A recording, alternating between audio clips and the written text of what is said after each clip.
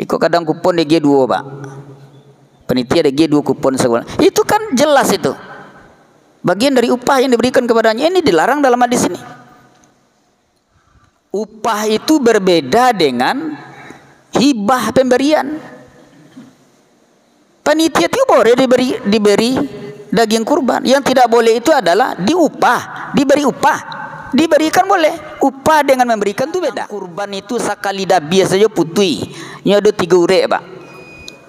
Urek nafas, kemudian urek nadi, aliran darah.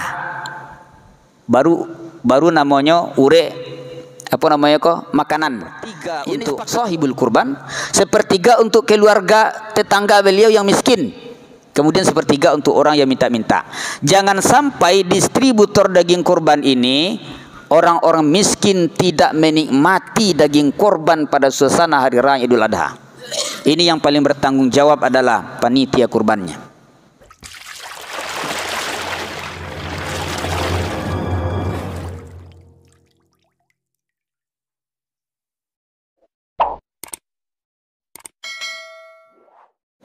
Assalamualaikum warahmatullahi wabarakatuh. Alhamdulillah, wassalatu wassalamu ala rasulillah wa ala alihi wa sahbihi wa man wala. Ashhadu an la ilaha illallah wa ashhadu anna muhammadar rasulullah la nabiyya ba'da amma ba'd.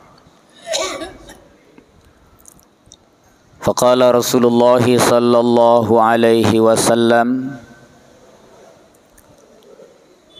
man wajada sa'atan wa lam yudahi fala yaqrabanna musallana.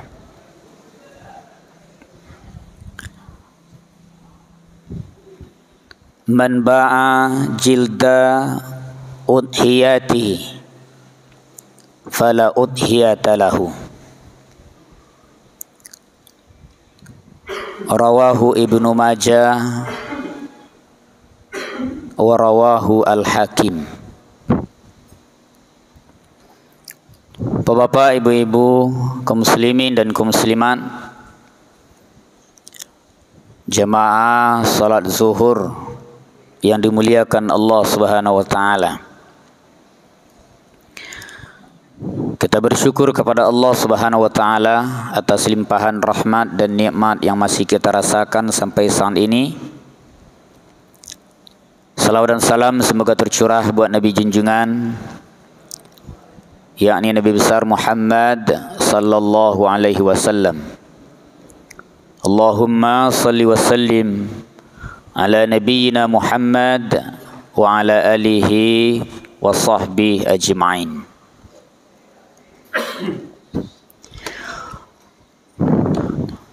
Bapak, ibu-ibu, kaum muslimin dan kaum muslimat yang dimuliakan Allah Subhanahu wa taala. Ibadah kurban merupakan wujud dari rasa kecintaan kita kepada Allah Subhanahu wa taala dan juga wujud dari rasa syukur kita terhadap nikmat yang Allah berikan kepada kita. Demikianlah yang dilakukan oleh Nabi Ibrahim alaihissalam, dan juga perintah kurban ini kepada umat Nabi Muhammad sallallahu alaihi wasallam sebagaimana yang terekam dalam kitab suci Al-Quran surat Al-Kautsar ayat 1 sampai 3. Bapak, ibu-ibu, kaum muslimin dan kaum muslimat yang dirahmati oleh Allah Subhanahu wa taala. Dalam pertemuan kita kali ini yang kita bahas adalah tentang fikih kurban ini. Ketika kita bicara tentang kurban, ada 5 hal yang perlu kita dudukkan persoalannya. Yang pertama, orang yang berkorban. Yang kedua, binatang kurban. Yang ketiga adalah panitia kurban. Yang keempat adalah si jagal kurban. Dan yang kelima adalah distributor daging kurban, atau kepada siapa sesungguhnya daging kurban ini diberikan.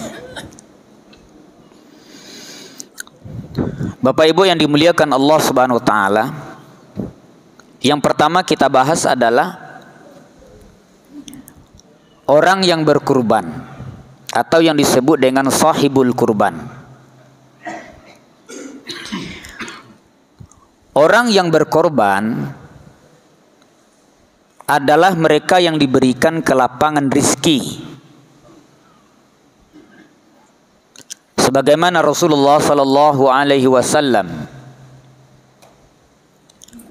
bersabda di dalam hadis yang diriwayatkan oleh Ibnu Majah. Derajat hadis ini adalah hasan,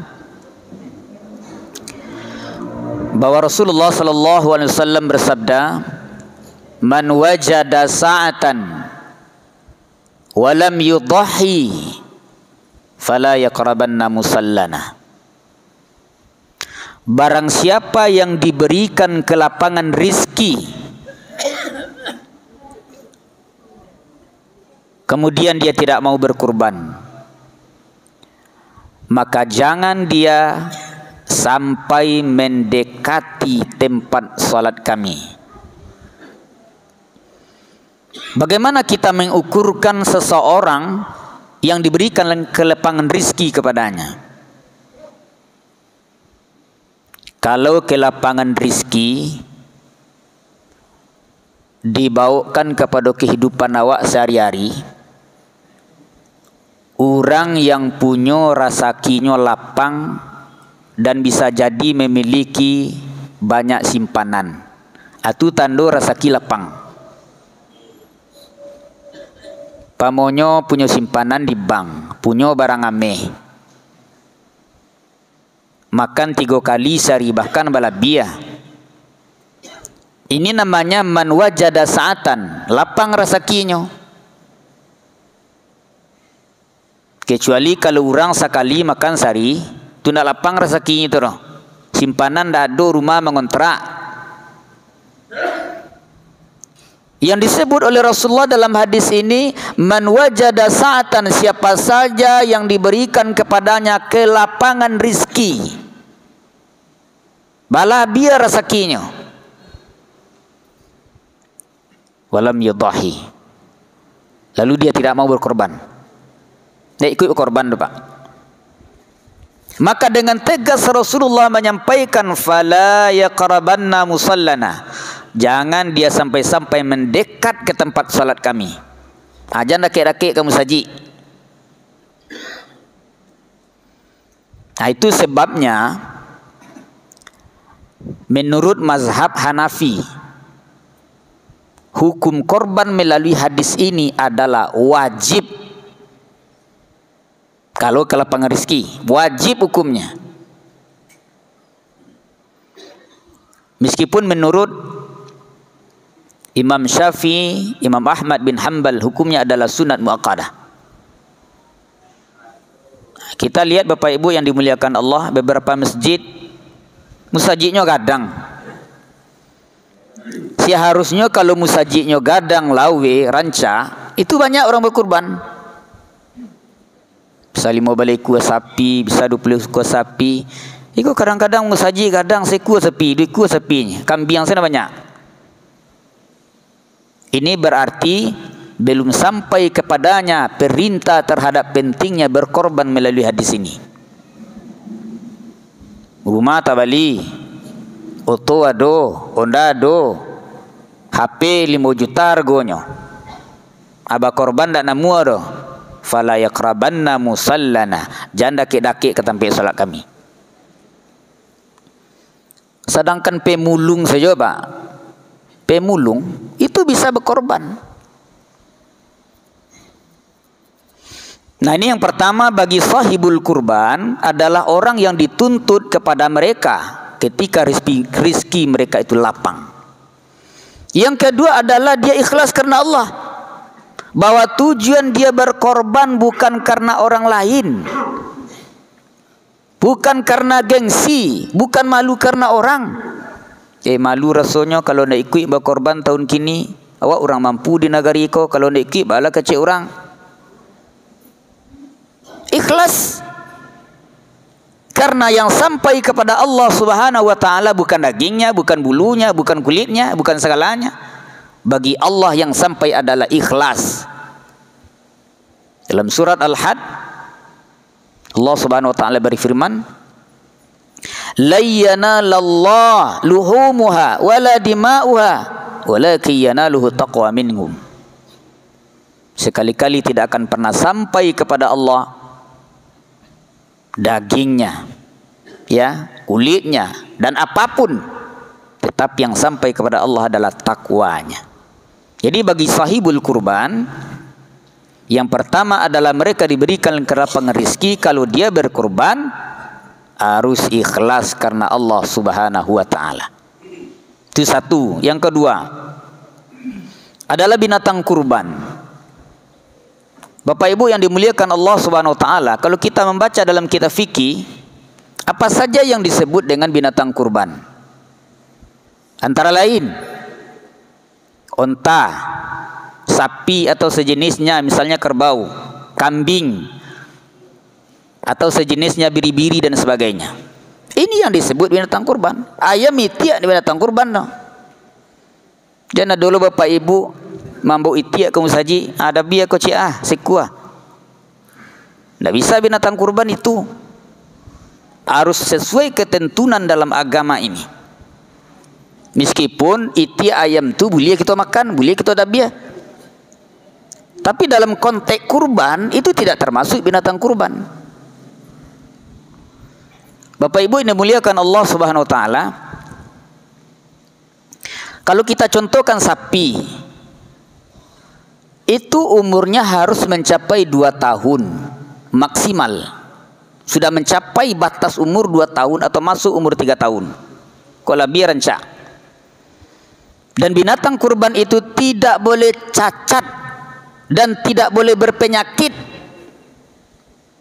Maka binatang kurban itu Bapak Ibu tidak boleh celek matonyo, tidak boleh kurui, tidak boleh tengkak, tidak boleh pontong ikuanyo, tidak boleh berpenyakit.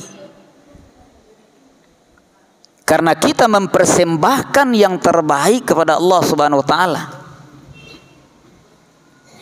Nah, itu sebabnya kalau orang yang berada dalam kepanitiaan kurban itu harus mengerti bagaimana mewujudkan kehendak dari sahibul kurban. Adalah sapi kurban yang betul-betul sesuai dengan tuntunan syariat yang benar. Jangan sembarang sapi dapik saja. Kalau kurui nampak tulang punggungnya, dikorbankan juga misalnya. Yang menjadi tanggung jawab adalah panitia kurbannya kepada Allah suatu saat. Nah, itu yang kedua. Yang ketiga adalah panitia kurban. Panitia kurban ini Bapak Ibu yang dimuliakan Allah adalah wakil dari sahibul kurban. Pada dasarnya adalah sahibul kurban itu sendiri menyembelihnya, mengulitinya, membagi dagingnya. Sekarang sudah dijadikan sebuah tradisi di negara kita ini, jadilah sebuah berlembaga diantan kamu saji. Kan ada panitia kurban. Panitia kurban itu adalah orang yang mewakili sahibul kurban. Nah, oleh karena itu konteks kita bicara tentang panitia kurban Pak, itu hadis yang diriwayatkan oleh Imam Muslim, hadis sahih dari Ali. Kata Sayyidina Ali mengatakan bahwa saya diperintahkan oleh Rasulullah sallallahu alaihi wasallam untuk menyelenggarakan korban beliau, memotongnya. Kemudian dilarang oleh Rasulullah sallallahu alaihi wasallam menjual dagingnya, kulitnya, bahkan seluruhnya dilarang. Itu memang murni disedekahkan kepada fakir miskin. Bahkan juga dilarang dalam konteks kita bicara tentang panitia kurban tadi, diberikan upah kepada panitia kurban bagian dari sapi kurban. Tetapi ujung hadis itu mengatakan, dan kami memberikan upah dari uang saku kami. Sebenarnya konteks ini jelas Bapak Ibu yang dirahmati Allah. Sebagai panitia kurban itu tidak boleh diupah, digaji dari bagian dari sapi kurban itu, dagingnya, kulitnya dan sebagainya. Tapi dia boleh nanti diberikan upah, kata Ali bin Abi Thalib, dari saku kami. Artinya dari sahibul kurban itu sendiri memberikan, bukan upah dari dagingnya. Ikut kadang kupon DG2 Pak, panitia DG2 kupon sebulan. Itu kan jelas itu bagian dari upah yang diberikan kepadanya. Ini dilarang dalam hadis ini.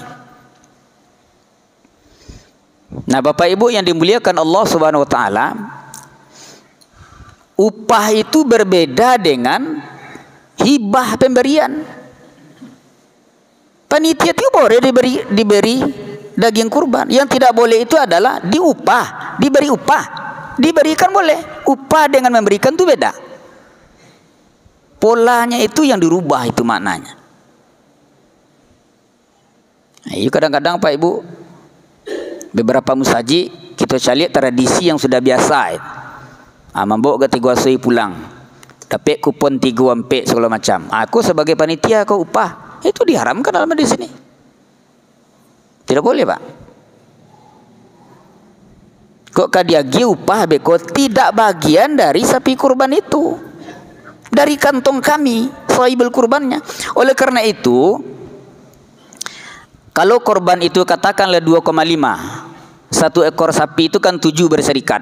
Satu orang itu katakanlah 2,5. 2,5 itu sebenarnya sudah ada di dalamnya biaya operasional. Sebenarnya untuk sapi itu diwujudkan 2,3. Yang 200.000 itu sebenarnya biaya operasional. Operasional itu apa? Beli keranjang, beli ladiang, beli soy, termasuk biaya-biaya tadi. Itu duduknya seperti itu Bapak Ibu dimuliakan Allah. Bukan diambil pulau gajinya dari menjual daging tadi jo kulit. Nah itu Pak. Kemudian selanjutnya yang perlu kita bahas di sini adalah si jagal. Si jagal ini maknanya adalah tukang madabiah. Orang yang menyembeli sapi kurban itu harus sesuai dengan tuntunan syariat yang benar. Orang yang paham agama, bukan orang pajudi, orang tak semayang, orang jengkel saja caknya. Itu mau madabiah kok banyak ustad-ustad. Ya Pak, madabiah kok dianjurkan meskipun seekor binatang, kita berbuat baik kepada binatang. Nah, cara berbuat baiknya Pak, biasalah dia yang setajam-tajamnya Pak. Kok dapet binatang kurban itu sekali dah biasa saja putih. Ini ada 3 urek Pak. Urek nafas, kemudian urek nadi, aliran darah. Baru namanya urek apa namanya kok makanan. Yang disepakati oleh para ulama 2 keputui sekali kok seharusnya. Dan orang kalau mengarti mandabi itu Pak Ibu yang dimuliakan Allah, bukan nafas jawi ketika masuk ke dalam, tapi nafas jawi ketika keluar. Mambu keluar itu baru dirabianya. Ndak nyia ke dagingnya itu. Jadi tidak sembarang sebenarnya mendabi, karena inilah yang menentukan halal dan haram sebuah sapi tadi. Itu maka orang harus paham tentang agama. Nyoba colo doa. Bismillah, Allahu Akbar, Allahumma taqabbal min fulan wa ahli fulan. Tidak sambil merokok mendabi itu doh. Kadang-kadang baca bismillah atau tidak. Nah kemudian sedikit Bapak Ibu dimuliakan Allah, khusus untuk si jagal ini, ya si jagal Itu kalau profesional untuk mandabianya, boleh dia diberi upah, tapi bukan dari sapi kurban. Itu yang kita sabui tadi dari biaya operasional. Dan ini harus kita sampaikan kepada sahibul kurban. Bukan diambil dari sapi tadi, biayanya, upahnya dan sebagainya. Ini yang disebut oleh Ali bin Abi Thalib. Sebenarnya fikih kurban itu sudah jelas disampaikan oleh Rasulullah dalam hadis. Cuma kita tidak mau membaca dan menggalinya itu. Yang terakhir, yang kelima adalah baru distributor daging kurban. Distributor daging kurban itu kan 3 yang disampaikan oleh Rasulullah. 1/3 untuk sahibul kurban, 1/3 untuk keluarga tetangga beliau yang miskin, kemudian 1/3 untuk orang yang minta-minta. Jangan sampai distributor daging kurban ini orang-orang miskin tidak menikmati daging kurban pada suasana hari raya Idul Adha. Ini yang paling bertanggung jawab adalah panitia kurbannya. Bapak Ibu yang dimuliakan Allah Subhanahu wa taala, saya kira itu beberapa poin penting yang saya sampaikan kepada Pak Ibu. Semoga menjadi pedoman bagi kita bagaimana menyelenggarakan kurban ini sesuai dengan syariat dan perintah Allah yang benar. Demikian, nasrun minallah wa fathun qarib wa basyiril mu'minin. Wabillahi taufiq wal hidayah. Assalamualaikum warahmatullahi wabarakatuh.